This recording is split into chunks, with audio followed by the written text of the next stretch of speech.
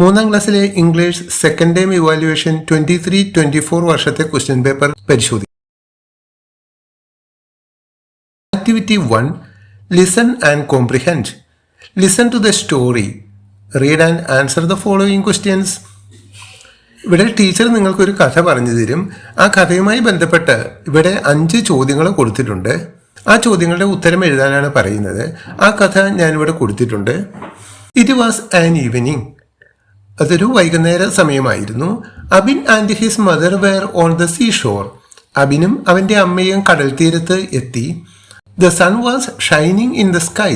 നല്ല സൂര്യപ്രകാശമുള്ള ഒരു ദിവസമായിരുന്നു അത്. The waves were going up and down in the sea. കടലിൽ തിരമാലകൾ ഇങ്ങനെ അടിച്ചുകൊണ്ടിരിക്കുകയാണ്. Abin stood at the shore with his mother. Abin അവൻ്റെ അമ്മയോടൊപ്പം തീരത്ത് നിൽക്കുകയാണ്.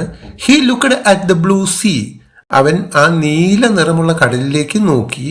Phishing boats were coming back. മീൻപിടുത്തക്കാരുടെ ബോട്ടുകളൊക്കെ തിരിച്ചു വരുന്ന സമയമായിരുന്നു അത്.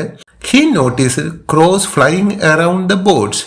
മത്സ്യങ്ങളുള്ള ആ ബോട്ടിന് ചുറ്റും കാക്കകൾ, കടൽ കാക്കകൾ ഇങ്ങനെ പറക്കുന്നത് അവൻ കണ്ടു. Mother, shall we take a video? Abin asked. Abin അമ്മയോട് ചോദിച്ചു, അമ്മ ഞാനൊരു വീഡിയോ എടുക്കട്ടെ? Yes dear, she said. ഓ, എടുത്തോളൂ മോനെ എന്ന് അമ്മ പറഞ്ഞു. took the mobile phone and started shooting the video. Abin അവന്റെ മൊബൈൽ ഫോൺ എടുത്ത് വീഡിയോ പിടിക്കുവാനായി ആരംഭിച്ചു. ഈ കഥയാണ് ടീച്ചർ പറഞ്ഞു തരുന്നത്. അതിനുശേഷം ഇതിന്റെ അടിയിലുള്ള ക്വസ്റ്റ്യൻസിന്റെ ഉത്തരം നമ്മൾ എഴുതണം. ക്വസ്റ്റ്യൻസ് എന്തെല്ലാമാണെന്ന് നോക്കാം.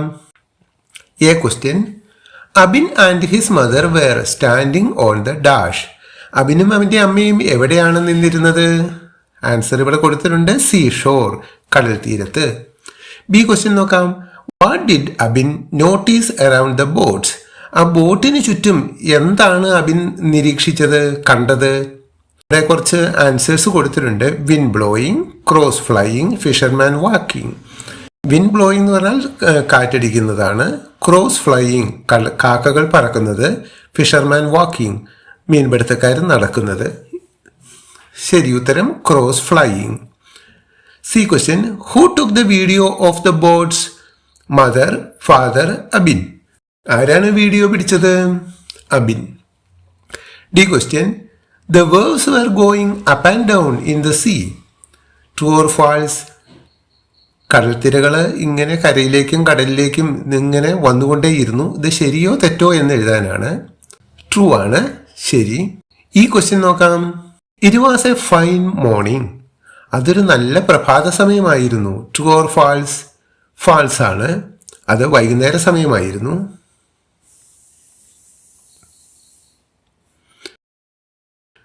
ആക്ടിവിറ്റി 2 നോക്കാം. Conversation. The crane took Abin home. His mother was waiting. ആ പക്ഷി അബിനെ അവന്റെ വീട്ടിലെത്തിച്ചു. അവന്റെ അമ്മ അവന് വേണ്ടി വെയിറ്റ് ചെയ്തിരിക്കുകയായിരുന്നു. She ran to him and hugged him. അവന്റെ അടുത്തേക്ക് ഓടി ചെന്ന് അവന്റെ അമ്മ അവനെ കെട്ടിപ്പിടിച്ചു. Where were you my dear? Mother asked him. നീ ഇതുവരെ എവിടെയായിരുന്നു? അമ്മ ചോദിച്ചു. Complete conversation between mother and Abin. മദറും അബിനും തമ്മിലുള്ള ഒരു സംഭാഷണം എഴുതാനാണ് പറയുന്നത്. മദർ ചോദിക്കുകയാണ്, where where U my dear? നീ എവിടെയായിരുന്നു? അപ്പോൾ അതിൻ്റെ മറുപടി എന്താണ്? ഞാൻ കാട്ടിലായിരുന്നു എന്ന് എഴുതാം. ഇവിടെ എഴുതിയിട്ടുണ്ട്, നോക്കുക. മദർ ചോദിക്കുകയാണ്, ഹൂ ബ്രോട്ട് യു ബാക്ക്? നിന്നെ ആരാണ് തിരിച്ചു കൊണ്ടുവന്നത്? ആ ക്രെയിനാണ്. ഓക്കെ, ആൻസർ ഇവിടെ എഴുതിയിട്ടുണ്ട്. Mother, where is it? Where is it എന്ന് ചോദിച്ചാൽ ആ ക്രെയിൻ എവിടെ എന്നാണ് ചോദിക്കുന്നത്. അപ്പോൾ അത് പോയി. ബാക്കിയുള്ള സംഭാഷണ ശകലങ്ങൾ വായിച്ചു നോക്കൂ. ഇനി അതിൻ്റെ അടിയിൽ have your tea and bread. ചായയും ബ്രെഡും കഴിച്ചോളൂ എന്ന് പറയുന്നുണ്ട്. അപ്പോൾ അതിൻ്റെ തൊട്ട് മുന്നേ നമ്മൾ അത് ചോദിക്കുന്നതായിട്ടുള്ള ഒരു ക്വസ്റ്റ്യൻ എഴുതേണ്ടതുണ്ട്. Have your tea and bread, ഇതാ നിനക്ക് ചായയും ബ്രെഡും എന്ന് പറയുന്നു. അപ്പോൾ അതുമായി ബന്ധപ്പെട്ട ഒന്നുകിൽ എനിക്ക് ഹംഗ്രി ആണെന്നോ അല്ലെങ്കിൽ ചായയും ബ്രെഡും വേണമെന്നോ അബിൻ ചോദിക്കുന്നതായിട്ടൊരു ക്വസ്റ്റ്യൻ നമ്മൾ എഴുതേണ്ടതുണ്ട്.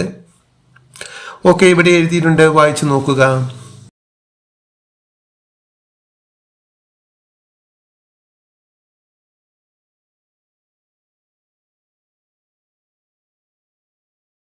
ആക്ടിവിറ്റി 3 നോക്കാം. Crossword puzzle.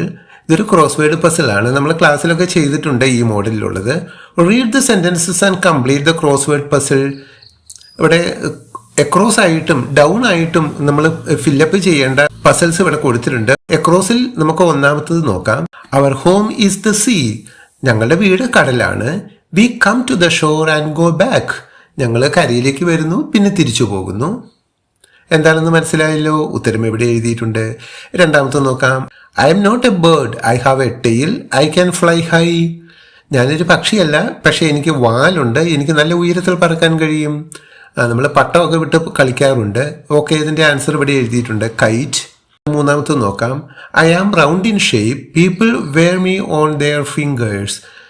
ഞാൻ റൗണ്ട് ഷേപ്പിലാണ്, ആൾക്കാർ വിരലിൽ എന്നെ ഇടാറുണ്ട്. ഇത് മോതിരമാണ്. അതിൻ്റെ ആൻസർ ഇവിടെ എഴുതിയിട്ടുണ്ട്. ഇനി ഡൗൺ ആയിട്ട് താഴോട്ട് വേണ്ടത് കൊടുത്തിട്ടുണ്ട്. First one, you can feel me but you cannot see me. When I blow the trees sway. നിങ്ങൾക്ക് എന്നെ അനുഭവിക്കാൻ പറ്റും, പക്ഷെ കാണാൻ പറ്റില്ല. ഞാൻ വീശുമ്പോൾ മരങ്ങളൊക്കെ ആടും. വിൻഡാണ്, കാറ്റ്. അതിൻ്റെ ഉത്തരം അവിടെ എഴുതിയിട്ടുണ്ട്. നമ്പർ 4 നോക്കാം. You can see me in the sky, you cannot see me at night. നിങ്ങൾക്ക് എന്നെ ആകാശത്തിൽ കാണാൻ, രാത്രിയിൽ കാണാൻ പറ്റില്ല. അത് നമുക്ക് സണ്ണിനെ കാണാൻ പറ്റില്ല. യെസ് കൊടുത്തിട്ടുണ്ട്. സൺ ആണെങ്കിൽ SUN, സൺ നമുക്ക് സ്യൂട്ടബിൾ ആണ്. അതുകൊണ്ട് നമ്മൾ സൺ എഴുതി. ആക്ടിവിറ്റി 4 നോക്കാം. Description. Describe the picture given below. താഴെ ഒരു ചിത്രം കൊടുത്തിട്ടുണ്ട്. അത് നോക്കിയിട്ട് ആ ചിത്രത്തിലുള്ള കാര്യങ്ങൾ സെൻറ്റൻസസ് ആയിട്ട് താഴെ എഴുതാനാണ് പറയുന്നത്. Look at the picture. അവിടെ കുറച്ച് സെൻറ്റൻസസ് എഴുതിയിട്ടുണ്ട്, നമുക്ക് നോക്കാം. There is a big tree in the picture. ആ ചിത്രത്തിൽ ഒരു വലിയ മരം കാണാനുണ്ട്. A mountain can be seen in the picture. ആ ചിത്രത്തിൽ ഒരു മല കാണാനുണ്ട്. Some birds are flying in the sky. കുറച്ച് ബേഡ്സ് അവിടെ പറക്കുന്നത് കാണാൻ പറ്റും. There is a tiger in the picture. ആ ചിത്രത്തിൽ ഒരു ടൈഗറിനെ കാണാൻ പറ്റും.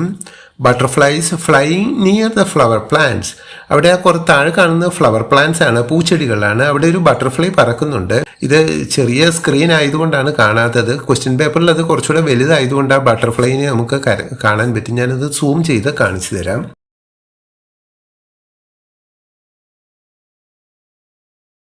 There is a tortoise too in the picture. ചിത്രത്തിൽ ഒരു ടോർട്ടിസും ഉണ്ട്, ഒരു കരയാമയും അവിടെ ഉണ്ട്. ഇനി മറ്റെന്തെങ്കിലും കാണാനുണ്ടെങ്കിൽ അതൊക്കെ നമുക്ക് എഴുതാവുന്നതാണ്.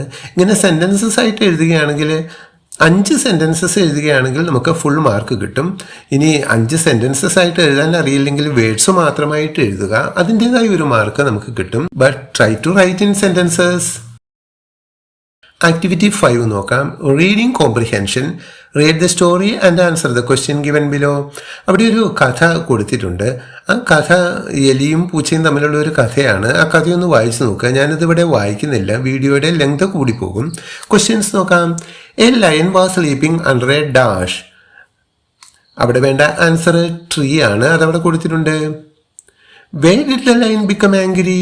അത് ആ കഥയിലുള്ള കാര്യങ്ങൾ തന്നെയാണ്. ആൻസർ ഇവിടെ എഴുതിയിട്ടുണ്ട്, നോക്കൂ. Please don't kill me, leave me please. Who said these words. എന്നെ കൊല്ലരുതേ, എന്നെ വിടൂ. ഇത് ആരാണ് പറഞ്ഞത്? D question. The lion kill the mouse, true or false. ആ സിംഹം എലിയെ കൊന്നു, ശരിയോ തെറ്റോ? ഈ question. The mouse and the lion became friends, true or false. എലിയും പൂച്ചയും ചങ്ങാതിമാരായി, ശരിയോ തെറ്റോ? Activity 6 story. Look at the pictures, write the events in your own words. അവിടെ 4 പിക്ചേഴ്സ് കൊടുത്തിട്ടുണ്ട്. അത് നോക്കിയിട്ട് ആ ചിത്രത്തിൽ എന്താണ് കാണുന്നത് എന്ന് താഴെ കൊടുത്ത ബോക്സിൽ നിങ്ങൾ എഴുതാനാണ് പറയുന്നത്. ടീച്ചേഴ്സിനുള്ള നിർദ്ദേശങ്ങളിൽ ആ കൊടയുമായി ചൂടി പോകുന്ന ഒരു ഗേൾ എന്നാണ് പറഞ്ഞിരിക്കുന്നത്. പക്ഷെ അതിനെ കണ്ടാൽ ഗേളായിട്ട് തോന്നുകയില്ല. മാത്രമല്ല അത്തരം കുടകൾ ഗേൾസ് ഉപയോഗിക്കുന്നതല്ല. അതുകൊണ്ട് അതൊരു പുരുഷനാണ് എന്ന് മനസ്സിലാക്കാം. ഞാൻ ആ രീതിയിലാണ് എഴുതിയിട്ടുള്ളത്. നിങ്ങളുടെ ടീച്ചർ അതൊരു ഗേളാണ് എന്ന് പറയുകയാണെങ്കിൽ ആ രീതിയിൽ എഴുതുക. ഒന്നാമത്തെ ചിത്രം നോക്കാം.